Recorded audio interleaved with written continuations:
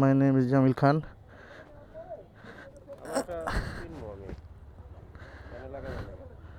বলেন বলেন কিছু বলেন,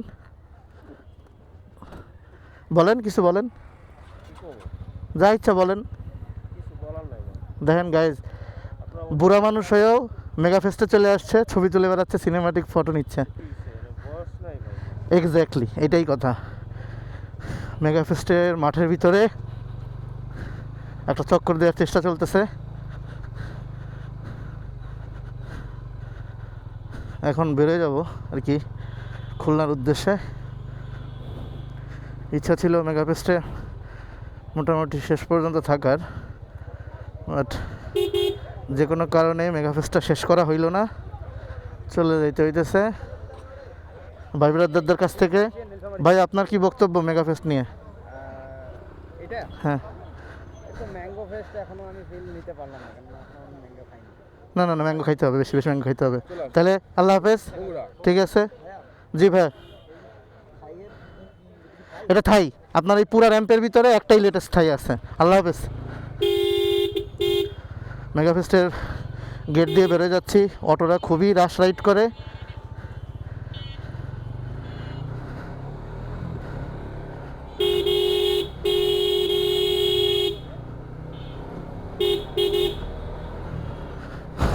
খুলনার উদ্দেশ্যে বেরোনো, জানি না কয়টা বাজবে, অ্যাটলিস্ট 12টা 11টা তো বাজবেই। তবে চাপাইতে প্রচুর পরিমাণে অটো, হ্যাঁ এটা বলতেই হবে। এবং শুধু অটো থাকাই না, এরা কোনো ডিসিপ্লিনের মধ্যে চালায় না। এখন আমরা খুলনার উদ্দেশ্যে বের হয়ে গেছি।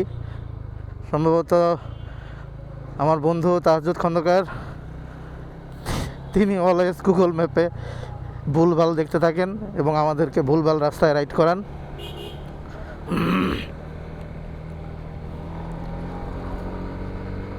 হোয়াট এভার ইট ইজ, সবথেকে বড় কথা হচ্ছে আমাদের মধ্যে একজন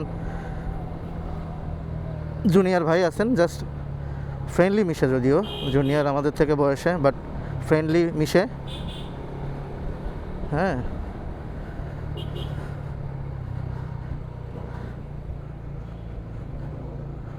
মজার ব্যাপারটা হচ্ছে মেগা ফেস্টে থাকার ইচ্ছা ছিল শেষ পর্যন্ত, কিন্তু শেষ পর্যন্ত থাকা হলো না। যেহেতু আমরা খুলনা যাব, দ্যাটস ওয়াই হচ্ছে আমাদেরকে বেড়ে যেতে হলো। এখানে দেখাচ্ছে যে রাজশাহী 48 কিলোমিটার। আমাদের যাত্রা আজকে শুরু হলো চাঁপাইনবাবগঞ্জ থেকে। আমাদের যাত্রা শেষ গন্তব্য হচ্ছে খুলনাতে।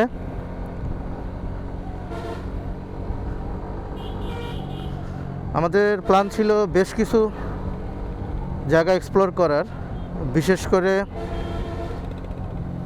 সোনা মসজিদ, নাচল। সম্ভবত আমরা এগুলো আসলে আজকে এক্সপ্লোর করতে পারবো না। আমাদের আজকে অলমোস্ট প্রায় 350 কিলো পথ রানিং করতে হবে, মানে চালাতে হবে। আমাদের সাথে একই ব্র্যান্ডের 3 ধরনের বাইক আছে। একটা হচ্ছে স্পোর্টস, একটা হচ্ছে ট্যুরিং, একটা হচ্ছে এডিবি স্কুটি। যদিও ওটা আসলে স্কুটি বলে থাকি, বাট র পাওয়ারের দিক দিয়ে কোনো অংশে স্পোর্টস বাইকের থেকে কম না, কারণ ইনস্ট্যান্ট রেডি পিক আপ যেটাকে বলি আমরা, সেটা খুব বেশি আর কি। মোটামুটি আমাদের যেমন গিয়ার রেশিও মিলিয়ে চালাতে হয়, তার সেটা করতে হয় না, সেই ইনস্ট্যান্টই উঠায় ফেলতে পারে।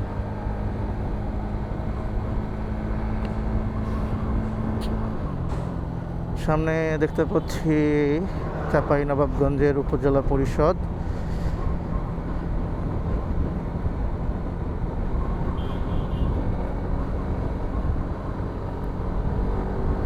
তাহলে আজকের ট্যুরের আমাদের মেম্বার আমরা হচ্ছে 3 জন, 3 বাইক।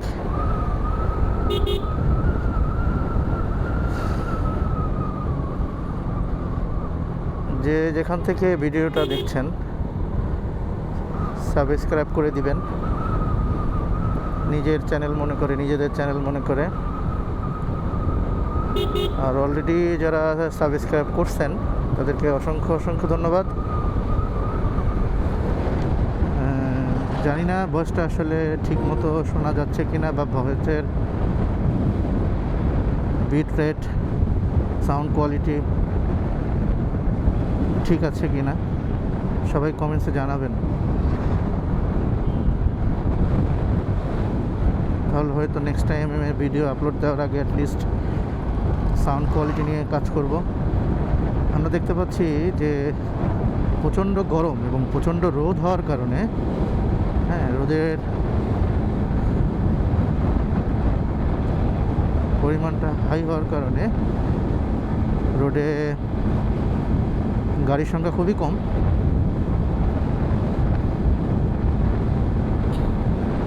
আমার সামনের দুইজন আমার থেকে মোটামুটি বেশ কিছু দূরে চলে গেছেন।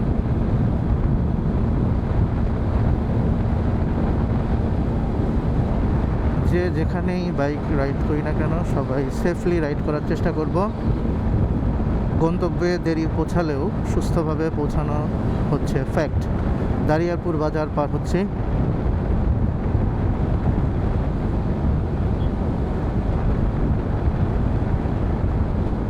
আসলে ব্যাপারটা হচ্ছে পৃথিবীতে ভ্রমণ করার জন্য অনেক মাধ্যম আছে।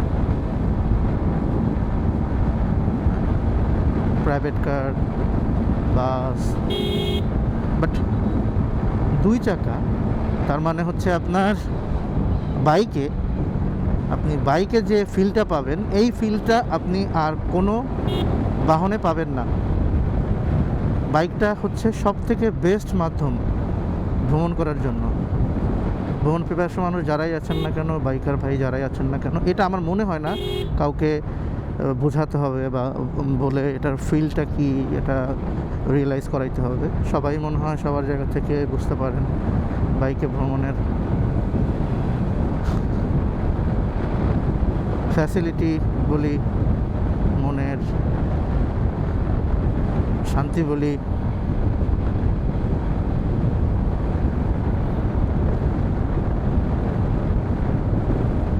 আমরা চাঁপাইনবাবগঞ্জের শেষ বের হয়ে যাচ্ছি। ওয়েলকাম রাজশাহী। শুরু করলাম।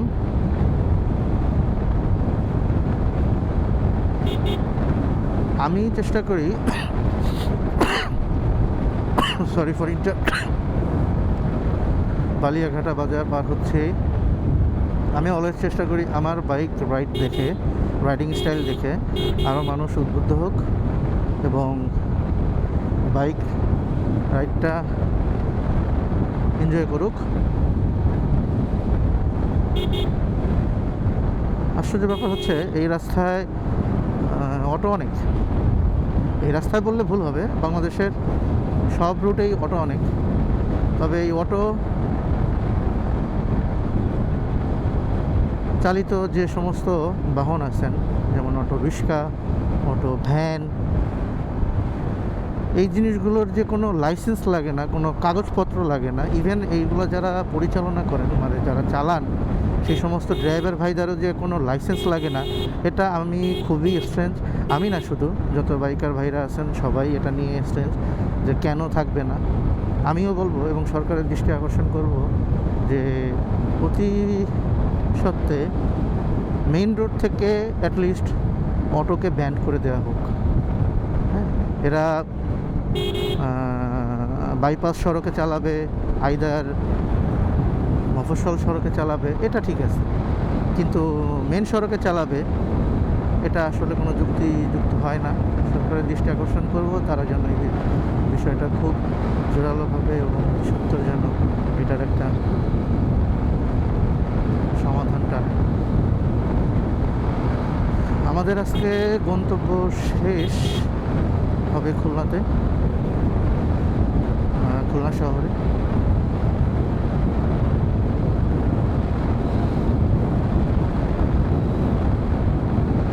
আমরা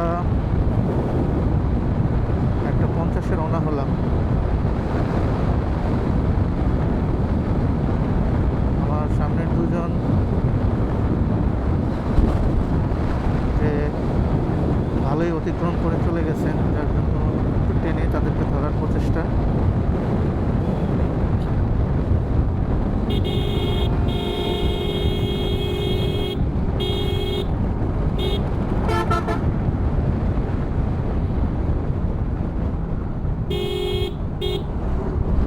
আমরা স্লুইস গেট নাম শুনেছি, কিন্তু আমরা স্লুইস গেট নাম শুনি নাই। আমিও প্রথমবারই দেখলাম।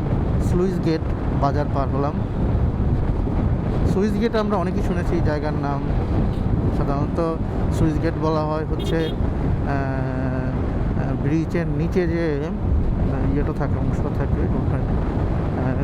এই নামে অবশ্য জায়গার নামও আছে, কিন্তু স্লুইস গেট এরকম নাম প্রথমবারই দেখলাম আমি, মানে আমার চোখে পড়লো। যদিও আমি রাজশাহী চাপাইতে সেকেন্ড টাইম আসলাম, যদিও আমরা চাপাইতে এই মানে আমি অ্যাটলিস্ট সেকেন্ড টাইম আসলাম। ফার্স্ট টাইম আসছিলাম একটা বাইকার গ্রুপের সাথে।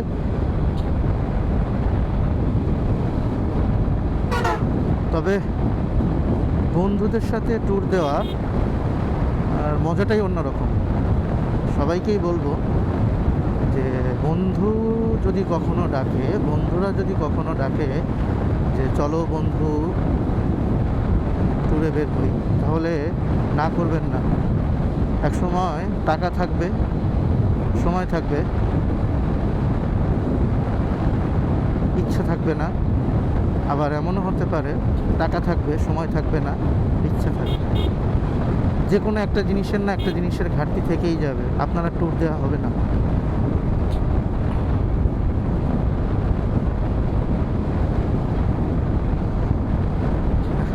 একজন আর্জেন্টিনার সাপোর্টার জার্সি পরিহিত অবস্থায় বাইক রাইড করছেন এবং তিনি আমাদেরকে স্বাগতম জানালেন হাতের মাধ্যমে ইশারা দিয়ে।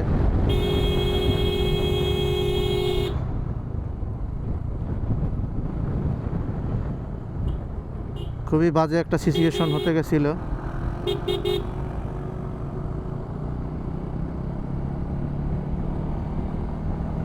যাই হোক, আল্লাহ হেফাজত করেছেন। আমার সামনের বাইক দুইটা একটা রং ওটি দিয়ে ফেলতে গেছিলো, পাশাপাশি তাদের ওটিটা রঙের থেকে অপোজিট থেকে আসা বাসটা খুবই দ্রুত সহকারে আসছিল। একে তো হচ্ছে ওইটা একটা ব্লাইন্ড স্পট মোড় বা ব্লাইন্ড মোড়, তারপরে বাসটা যেভাবে আসছিল সেটা এই রোডের জন্য মোটেই কাম্য না। এই রোডে এত ওভার স্পিডে আসা উচিত না, বা বিশেষ করে টার্নিংগুলো নেওয়া উচিত না।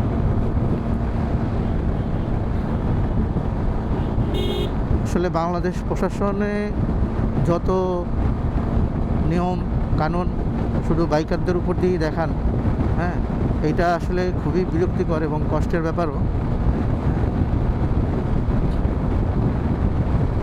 আমি যদি ভুল না করি, বাংলাদেশে অনেক বাইকারই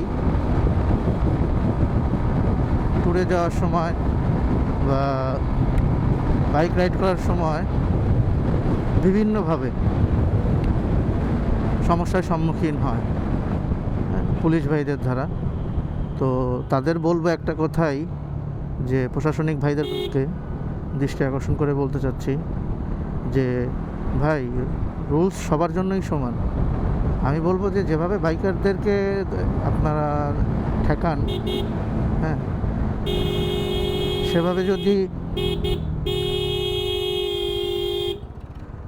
যদি অন্যান্য গাড়িগুলোও জোরালোভাবে দেখতেন তাহলে বিষয়টা ভালো হইতো,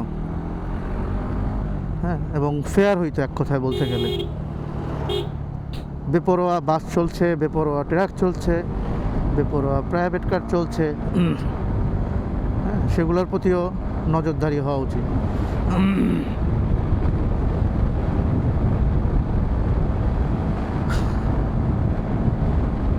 এখন আপাতত আমাদের ভিডিওটা এখানে শেষ করছি।